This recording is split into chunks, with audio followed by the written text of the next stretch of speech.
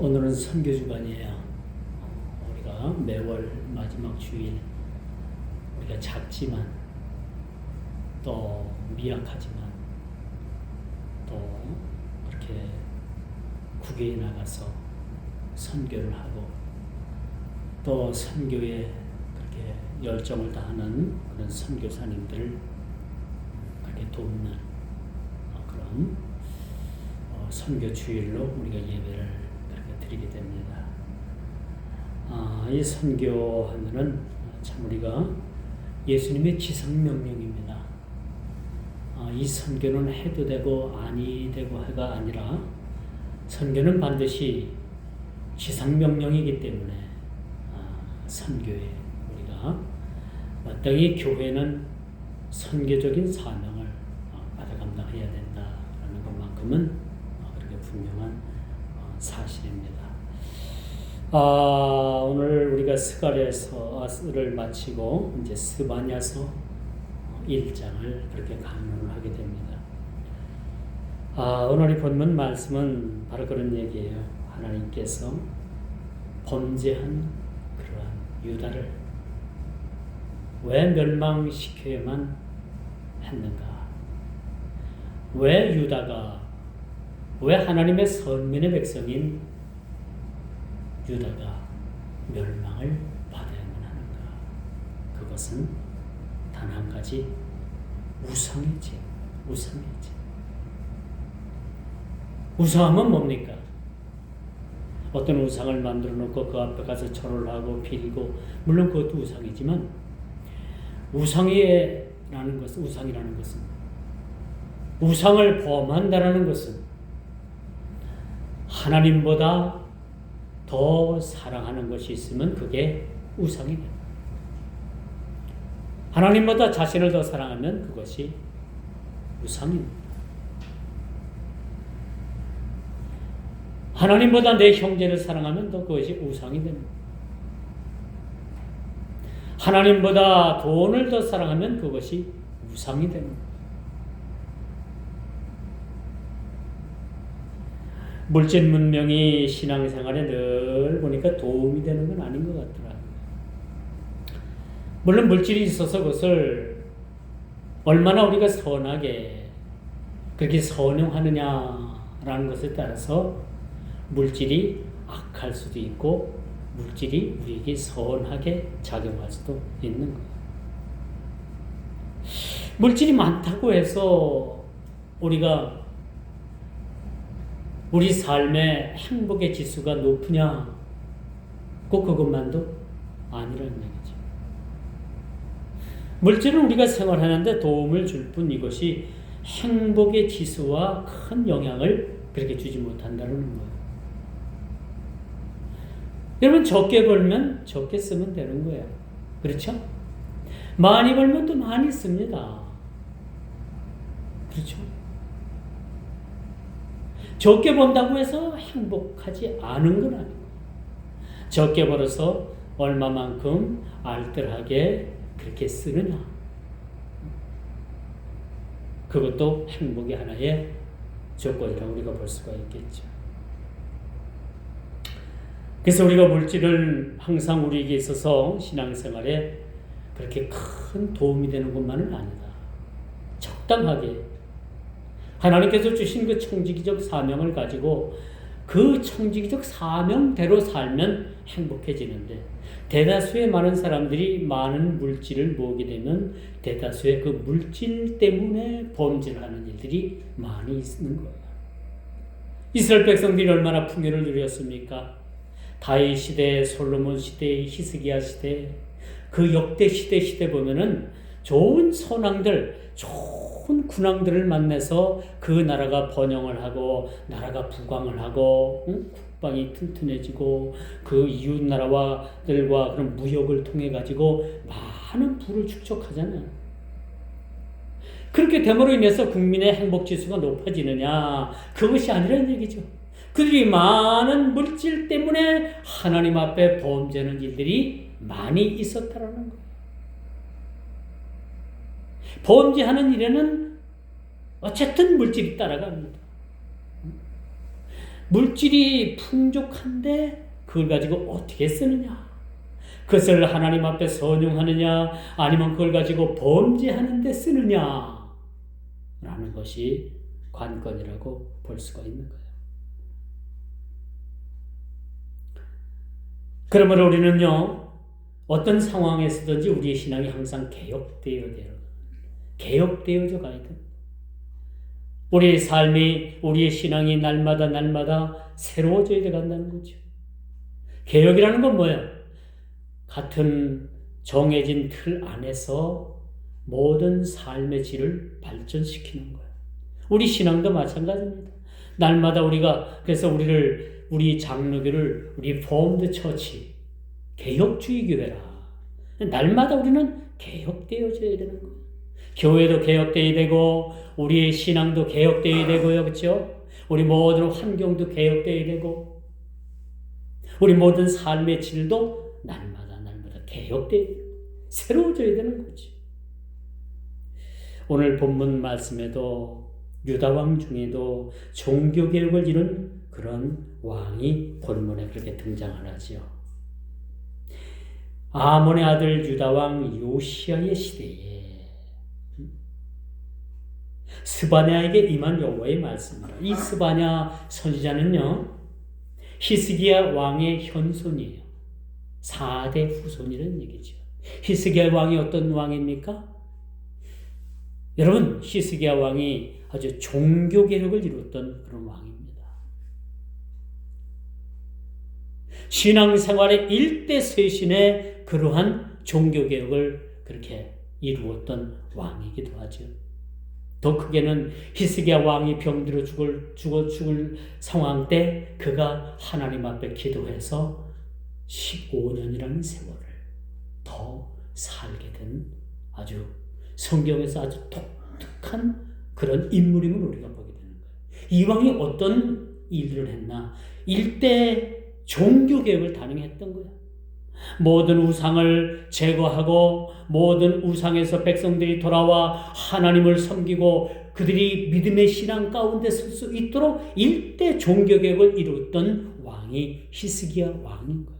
그 히스기야 왕의 4대 후손이 바로 오늘 스바냐서를 쓴 스바냐 선지자라는 겁니다. 이뿐입니까? 이 스바냐 선지자가 활동했던 시기가 아몬의 아들 유다왕 요시야의 시대에 이 스바냐가 활동을 했어요. 이 요시야가 어떤 왕입니까? 이 요시야 왕도 젊어서 왕으로 등극을 했고요. 그가 왕으로 있는 제2기간에 일대 종교개혁을 이뤘던 사람이에요. 종교개혁하면 종교개혁 여러분들이 좀 뭔가 좀 부연 설명이 필요한데, 종교개혁이 뭡니까? 새로워지는 거예요. 그동안 우리가 멀어졌던 하나님과 소원했던 그런 우리의 마음들을 하나님께로 되돌리는 겁니다.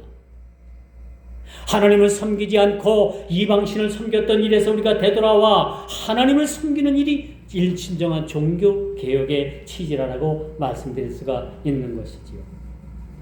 요즘 대한민국이 체제전쟁을 하고 있다고 합니다. 체제전쟁.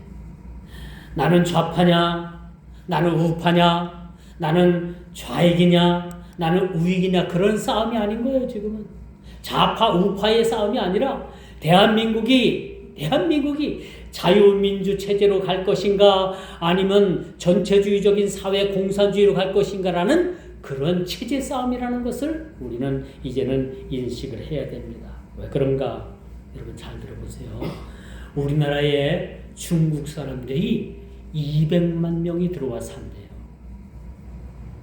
5,200만인데 뭐 200만 들어와 사는 게 그렇게 대다수냐? 여러분 그렇게 생각할지 모르지만 이 200만이라는 숫자가 굉장한 숫자입니다. 이제 국민의 5%만 돼도요, 자기 소리를 낼 수가 있습니다. 지금 유럽, 프랑스, 독일, 영국, 여러분 유럽의 나라에 그 이민자들을 받아들였잖아요. 이슬람 사람들을 막 받아들였잖아요. 이민자들로.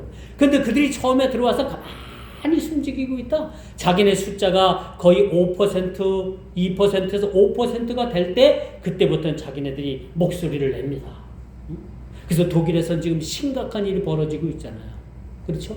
여러분 뉴스를 봐서 알겠지만 그 이슬람을 믿는 사람들이 독일에 들어와 가지고 이민자로 활동을 하고 이민자로 살면서 이제는 우리 권리를 주장하는, 자기네들 권리를 주장하는 거예요. 자기들 이슬람에 대한 정체성을 그들이 보장해달라. 곳곳에서 테러가 일어나도 이제는 그들이 자업자득인 일이 되고 말았다는 사실입니다. 우리나라에 200만이라는 중국인들이 들어와서 합니다. 서울 구르동 일대는 그 외국인들, 특히 중국인들, 여러분 우리나라도 차이나타운이 있어요. 그 차이나타운 거리에 가면 여기가 대한민국인지 중국인지 모를 정도로 그렇게 많이 변모되어 있습니다. 여러분, 이 사람들이 들어와 가지고 좋은 일만 하느냐? 아닌 거예요. 이 사람들이 들어와 가지고 이 국가를 사회주의 내지 공산주의로 그렇게 체제로 바꾸기 위한 음모가 여러분 진행되고 있다는 사실도 우리는 알고 있어야 된다는 거예요. 여러분, 이 땅에 대한민국의 중국 자본이 많이 들어와 있습니다. 제주도 하면요, 이제 제주도는 이미 우리나라 땅이 아니에요. 중국 사람들이 얼마나 거기서 땅을 사고 뭘 사고 다 샀는지.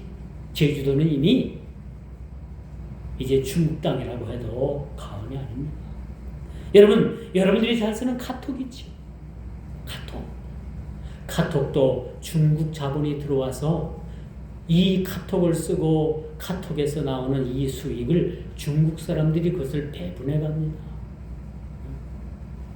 우리나라 방송국들 다 중국 자본이 들어와 있어요. 심지어는 우리 기독교 채널이라고 하는 그 채널도 중국 자본이 들어와서 잠식을 하고 있습니다. 이런 시대에 우리가 살아가고 있습니다.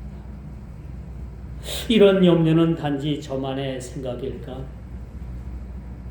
저만의 치우친 기후일까? 그런 생각도 들지만 여러분, 우리가 현실을 바라봐야 합니다. 대한민국 이제는 체제 싸움입니다. 대한민국 자유주의, 대한민주주의를 자유 대한민국을 지키느냐 못 지키느냐는 우리 손에 달려있다라고 말씀드릴 수가 있는 것입니다. 오늘 본문 말씀을 보니까 요시야 시대의 종교개혁은 국운을 건 개혁이었다는 사실을 우리는 보게 됩니다. 여러분, 1517년에 마틴 루터가 독일에, 그렇죠? 마틴 루터가 일대 종교개혁을 단행을 했어요. 그동안에 그 로만 카톨릭의 부패를 보고서 그 종교개혁가들이 이래서는 안 되겠다. 교회가 이렇게 나가서는 안 되겠다라는 그런 생각을 가지고 마틴 루터, 존 칼빈, 그렇죠? 그 많은 그러한 당대의 많은 종교개혁자들이 그렇게 목숨을 걸고 그렇게 종교개혁을 이뤘던 사실을 우리가 보게 됩니다. 오늘 본문에 봐도요, 왕으로부터 말단 백성들이 이르기까지 그들이 종교개혁 가운데 다시 하나님께로 돌아오지 않으면 안 된다는 그러한 스바냐 선지자의 그런 말씀의 선포를 우리는 여기서 읽어봐야 되는 거예요.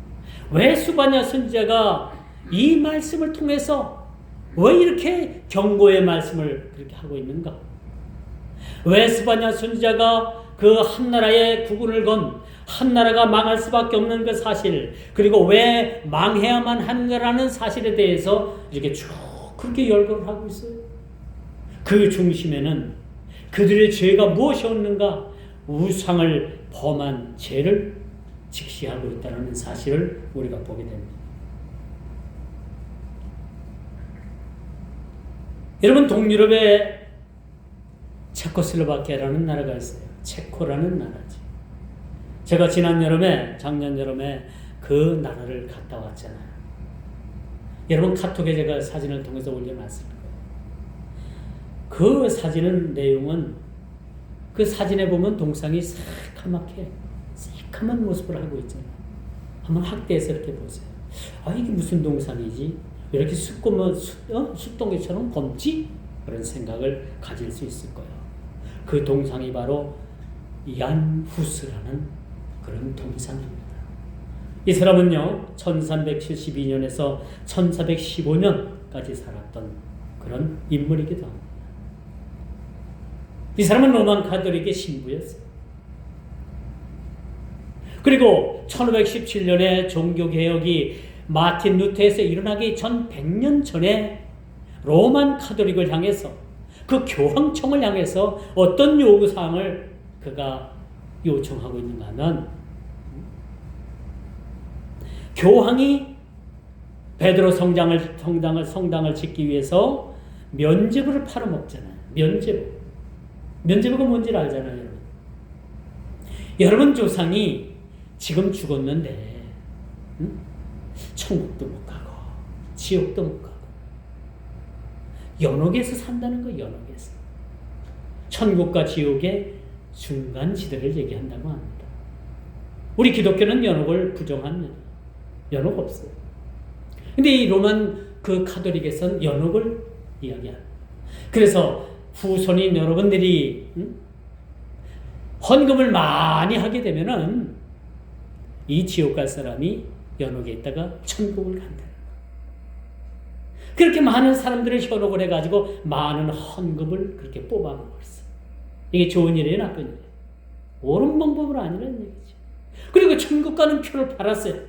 표를 천국 티켓을 딱 발행을 해가지고 이거 얼마 해서 팔았어요.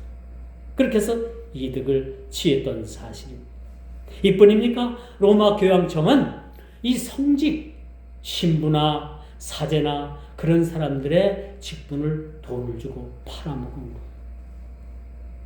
그때 당시 여러분들이 태어났었다면, 모르긴 몰라도 여러분들이 많은 돈을 가지고 있었다면, 여러분들이 사제나 또 신부나 그 격에 맞는 그러한 신분 자체를 돈을 주고 살 수가 있었던 거예요. 소위 말해서 목사도 돈을 많이 주면은 살 수가 있는 그런 제도가 있었던 거예요. 이런 것에 대해서, 이런 부패에 맞서서 그렇게 로마 교황청에다가 탄원서도 내고 이거 잘못됐다라고 막 그렇게 로마 가톨릭을 향해서 그렇게 외쳤던 얀 후수, 체코슬로바키아의 아주 영웅적인 그런 인물이죠. 이 인물이 그만 1515년 7월 6일 날 이 얀후스와 함께 했던 사람들과 다 이 사람들이 잡혀가지고 어떻게 됐느냐? 불에 태워 죽였어요. 화형을 했다는 얘기죠. 화형. 장작무더기를 많이 싸놓고 그 장작무더기 한가운데 그 여러 사람들을 그렇게 묶어서 불로 태워서 그렇게 순교, 이 야누스를 비롯해서 그 많은 사람들이 순교를 당했고, 로마 가톨릭은 이들에 대해서 더 이상 입을 막기 위해서 이 사람들을 불로 태워서 화형을 시켰다는 겁니다. 이것이 체코슬로바키아의 체코 프라하 광장에 가면 이 동상이 있어요. 이 동상을 제가 아주 작년에 한여름 아주 따가운 그런 여름에 가서 이 야누스 동상 앞에서 제가 인증샷을 찍은 게 바로 카톡에 있는 그런 사진이기도 합니다. 여러분, 이 야누스 동상의 사진 집에 가서 이렇게 사진을 이렇게 확대시켜보세요. 새카만 숫동이와 같은 그러한 동상이 그렇게 그 뜨거움에 못 이겨서 그렇게 고통스러운 모습을 하고 있는 모습을 우리가 보게 되는 겁니다.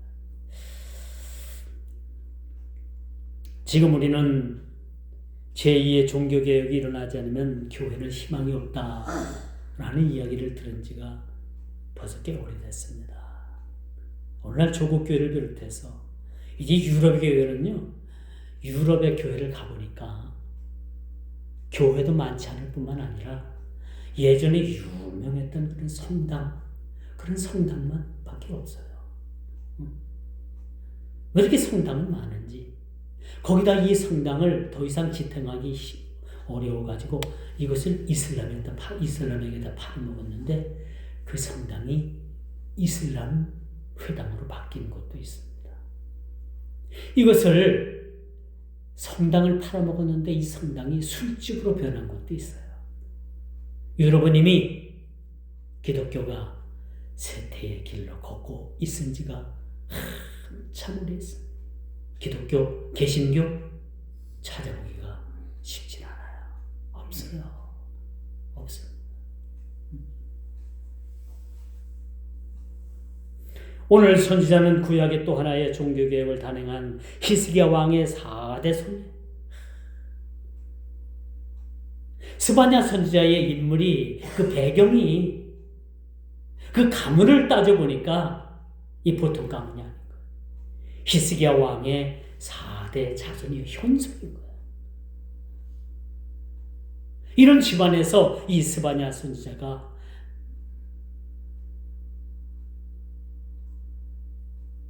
이 종교개혁을 통해서 이 요시야 시대의 종교개혁을 통해서 그가 오늘 본문의 말씀을 그렇게 전하고 있다는 겁니다. 오늘 본문의 말씀의 핵심이 뭐예요? 너희는 우상에 빠져 있다. 우상에 빠져 있는 너희를 이젠 하나님께서 심판하실 것이다라는 것을 그렇게 힘주어 강조하고 있는 겁니다. 다시 말씀드렸어요. 쉽게 말하면은 우리가 하나님보다 더 사랑하는 것이 내 마음이나 내 삶에 있다면, 하나님보다 더 사랑하는 것이 내 손에 있다면 그것을 바로 우상을 섬기는 것이다 라고 우리가 이해를 해야 되는 겁니다.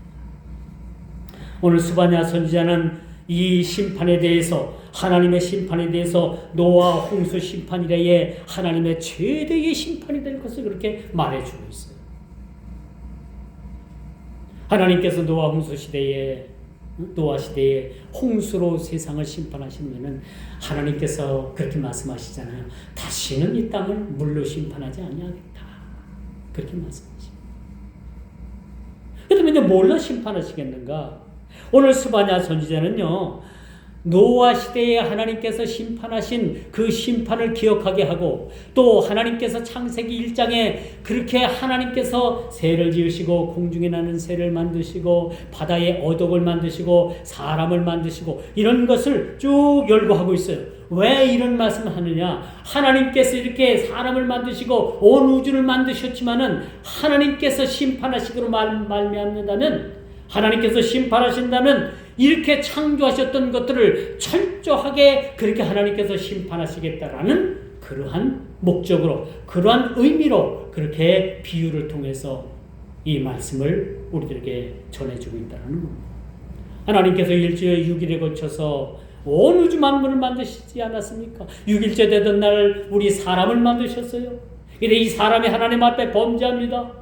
하나님께서 사람을 만드셨으면, 인간을 만드셨으면 반드시 이 인간은 그를 지으신 조물주인 하나님을 섬기고 하나님을 믿어야 되는데, 이 하나님께서 만들어놓은 그런 작품인 인간이 하나님을 섬기지 않고 우상을 섬긴다라는, 여러분 그 만든 창조주 하나님의 마음은 어떻겠습니까?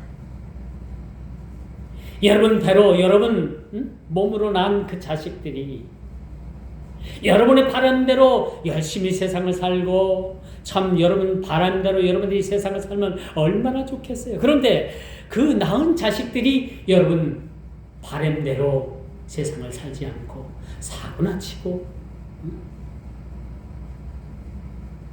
여러분 뜻대로 살지 못한다면 여러분 마음은 어떻겠어요? 반드시 후회하잖아요. 아이고 내가 저놈을 낳고서 미역국을 먹었던가, 후회스러운 거예요. 그런 마음이 인간이기 때문에 다 그런 겁니다. 하나님도 마찬가지. 하나님께서도 지으신 인간이 섬기는 하나님을 섬기지 아니하고 우상을 섬길 때 하나님 마음이 어떻겠는가라는 것을 우리는 보게 됩니다. 여러분이 만든 물건이 여러분 뜻대로 잘 사용되지 않고, 이 물건이 자꾸 여러분들에게 해를 주고 여러분들을 다치게 하고 여러분들 마음을 상하게 하고 본전 생각이 난다면 여러분은 어떻겠습니까? 그 만든 것이 무엇이었다 할지라도 팔아버리든가 없애버리든가 불에 집어넣든가 망치로 부셔버리든가 똑같은 거예요. 우리 마음이나 하나님 마음이나 오늘 하나님께서 스바냐 선지자를 통해서 우리에게 들려주시는 이 경고의 말씀을 우리는 깊이 깨달아 들어야 되는 겁니다. 왜? 그들은 하나님께서 원하시고 뜻하시는 그 룰을 떠났기 때문에 그런 겁니다.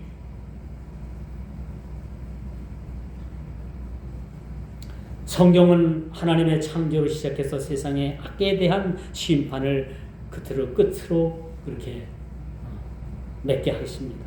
1절에 보니까 선지자의 소개를 마친 후에 2절부터 뭐라고 말해요? 내가 지면의 모든 것을 침멸하리라. 어서 많이 듣던 그런 여러분 말씀 같지 않아요? 내가 지면에 있는 모든 것들을 침멸하리라. 어서 많이 듣던 이야기죠. 하나님께서 범죄한 그런 노아의 시대에 많은 그러한 사람들을 진멸하겠다라는 말씀, 그 말씀과 똑같은 평행 구절을 이루고 있는 말씀입니다. 2절 말씀이에요. 내가 지면의 모든 것을 진멸하리라. 이게 하나님의 말씀. 스바냐 선지자의 입을 통해서 나온 이 하나님의 경고의 말씀입니다. 이것은 노아 시대에도 이 말씀이 하나님의 말씀으로 그렇게 말씀되어진 말씀입니다. 이 창세기 6장 7절, 4절의 말씀. 여러분 이처럼 하나님의 심판은요, 여러분 가혹하리만큼 인간의 상상을 초월합니다. 이런 불의 심판을 통해서 노아의 가족밖에 산 인종들이 없습니다. 다 죽었어요. 이 말씀은요, 이스라엘에 국한된 말씀이 아니에요. 우상을 범한 그 이스라엘 백성들을 하나님께서 멸망시키겠다라는 그 이스라엘에 국한, 이스라엘 나라에 국한된 이야기가 아니라 오늘을 사는 저와 여러분 모두 온 우주 만물에 간용된 이 모든 죄악에 대한 하나님의 경고의 말씀이라는 것을 우리는 깨달아 알아야 되는 것입니다. 그렇다면 여러분 자꾸 반복적인 얘기입니다만 하나님의 심판에 대한 이 분노하심은 거치게 하는, 하나님을 거치게 하는 것들이 무엇이라고 했어요? 무엇 때문입니까? 우상을 범하는 죄 때문이라는 거예요. 우상. 하나님보다 더 사랑하는 것. 그게 우상이라고 했죠. 하나님께서는요, 사람과 짐승, 공중의 새와 바다의 고기, 그리고 우상을 악인들과 더불어 파멸시킬 것이며 창조의 질서가 깨지는 것을 오늘 보게 됩니다. 하나님께서는 창세기 1장 26절을 배경으로 해서 이렇게 지었던 것을, 하나님께서 순수 지었던 것을 다 이것을 어떻게 하겠다? 파멸시키겠다 라는 말씀을 그렇게 주고 있습니다. 이런 신앙의 배도에 대한 하나님의 심판은요, 우리가 좀 이젠 눈을 돌려가지고 우리가 다시 한번 생각을 해봐요. 오늘날 교회 안에서도 정통적인 그러한 신앙적인 그러한 토대가 있는가 하면 교회 안에도 불순 세력들이 들어와 가지고요. 교회 안에서도 불순 세력들이 들어왔어요. 이런 신앙의 편지를 통해 가지고 신앙의 배도들이 오늘날 많이 일어나고 있습니다.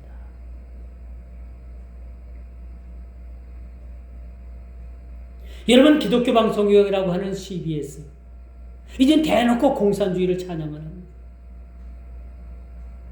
대놓고. 오늘날 교회 안에서도 민중신학이다, 자유시의 신학이다, 이런 신학들이 교회를 어지럽히고 있어요.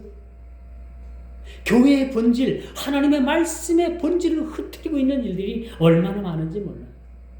오늘날 이 지상에 있는 교회들이 다 교회라고 교회가 아닙니다. 교회 사이즈가 크고 많은 사람들이 모였다고 해서 그것이 꼭 교회라고 말할 수는 없는 거예요.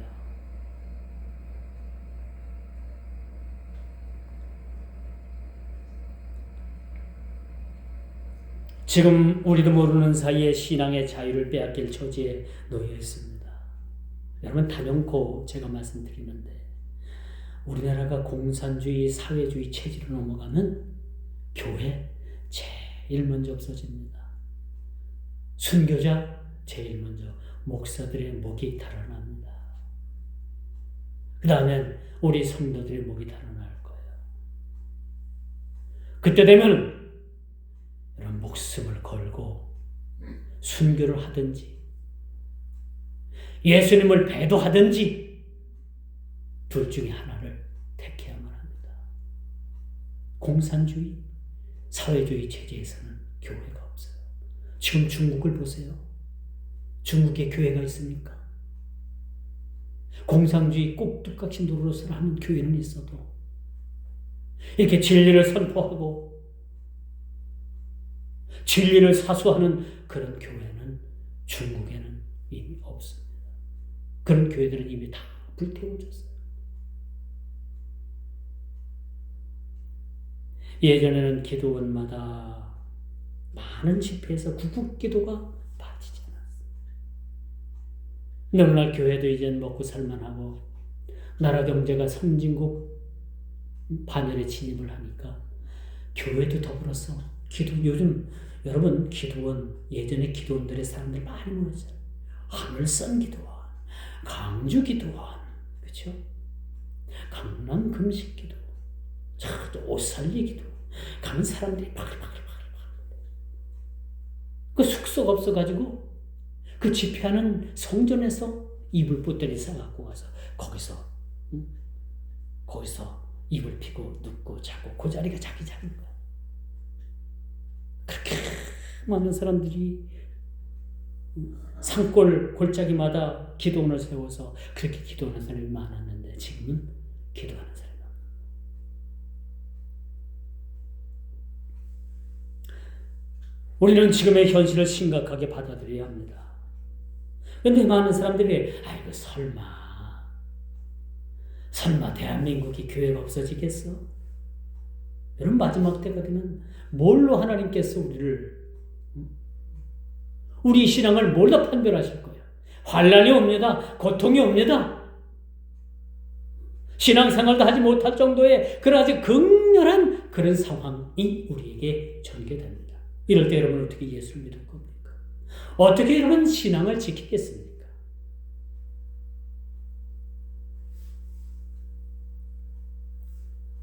이 땅에서의 우상의 심각성은 구약의 이스라엘의 백성들보다 더하면 더했지 덜하지 않습니다.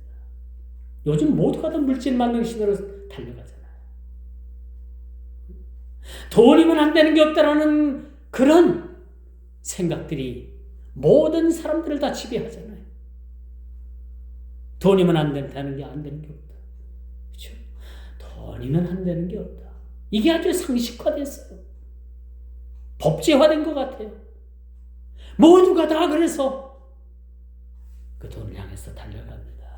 이게 우상을 범하는 죄라고 말씀드릴 수가 있습니다. 이뿐이에요. 이 땅에 미모지상주의가 판칩니다. 아무리 죄를 져도 얼굴이 예쁘면 용서가 된다나? 이게 말이나 됩니까? 아무리 실력이 월등해도 얼굴이 못생기면은 회사에 취직하기도 어려운 거예요.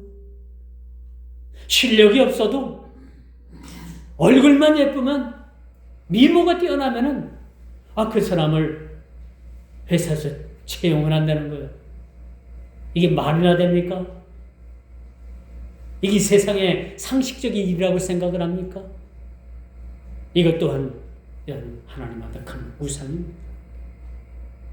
그러므로 우리는요, 자랑은 하나님께로 돌리는 거예요. 우리 온 자랑은 하나님께만 돌리는 거예요. 우리 자랑은 하나님께로 가야지 우리 자랑이 내 자신으로 가면 그때부터는 망하게 되는 겁니다. 망하게 되는 거예요. 내 자랑이 아니라 하나님 자랑이 돼요.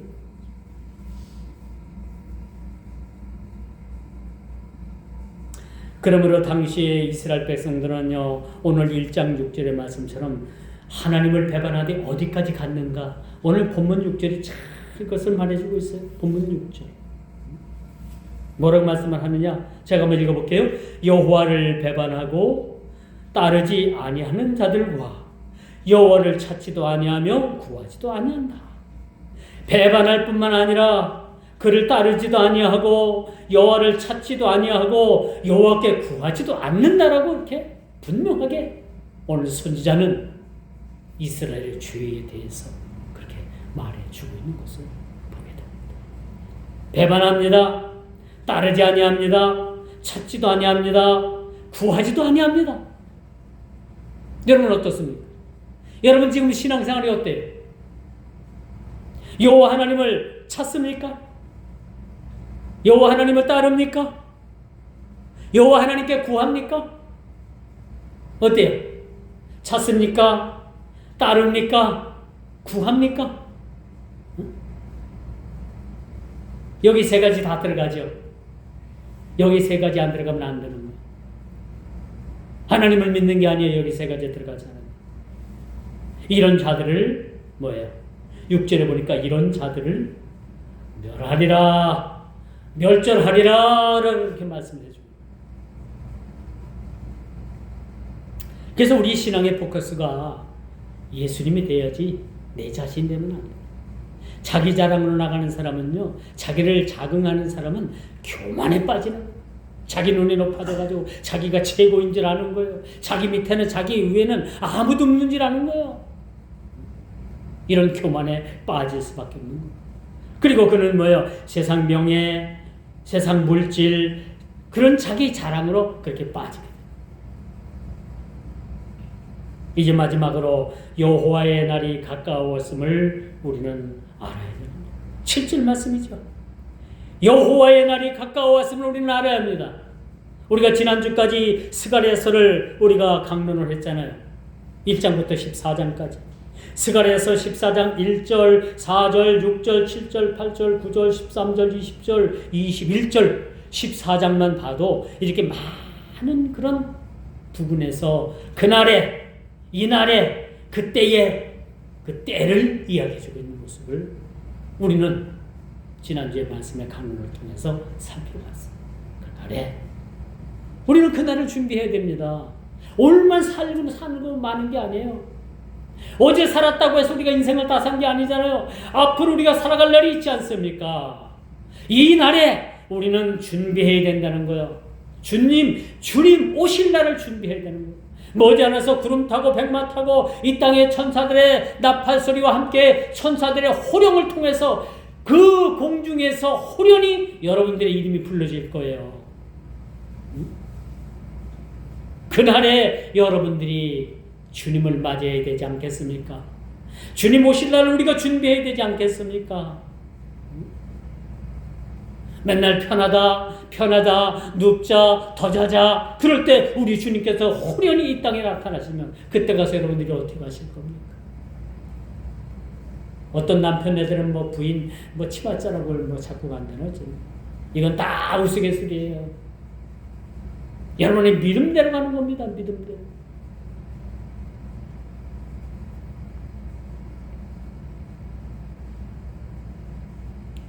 그리고 10절에 나 여호와가 말하노라 그 날에 어문에서는 부르짖는 소리가 제2구역에서는 울음소리가 작은 산들에서는 무너지는 소리가 일어나리라. 아비규환이라는 거야. 아비규환. 전쟁의 참혹함도 이런 참혹함이 없는 거야.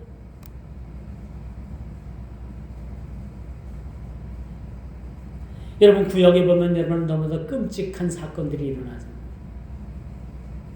먹을 것이 없어서 성 안이 갇혀있고 적군이 포위를 하고 그럴 때 성 안에 먹을 것이 떨어졌을 때 오늘은 내 자식을 내일은 네 자식을 삶아 먹자. 이런 비극이 어디 있습니까? 이런 비극이 어디 있어요? 머지않아 이런 환란이 이런 환란이 우리에게 도래하는데 여러분들은 어떻게 준비할 거냐는 겁니다. 어떻게 준비할 거냐? 라는 것을 선지자의 입을 통해서 오늘을 사는 저와 여러분들에게 이 경고의 말씀으로 이렇게 들려주고 있다는 것을 여러분 명심하시길 바랍니다. 이게 구약의 이스라엘 백성들에게 국한된 이야기라고요. 그 군동, 그 제국, 그때 시대의 사람들이 얘기하는 것이 아니라 이 말씀은 오늘을 살아가는 우리들에게 동시에 들려주시는 말씀이라는 것을 여러분 깨달아 알아요.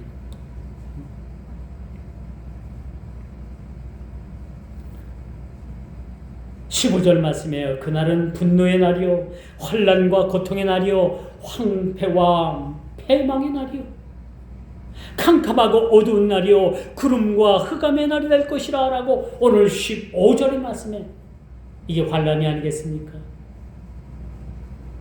이런 환난을 여러분들이 어떻게 준비하고 이런 환난을 여러분들이 어떻게 견디겠습니까? 오직 우리가 믿음으로 오직 모든 죄악에서 떠나가고 모든 섬기는 우상에서 우리가 떠나서 하나님께 우리 주 예수 그리스도 우리의 생명 대신 주 예수 그리스도께로 우리가 돌아오는 것입니다. 돌아와야만 합니다. 그래야지만 우리가 살아가게 됩니다. 이제 말씀의 결론을 맺을게요.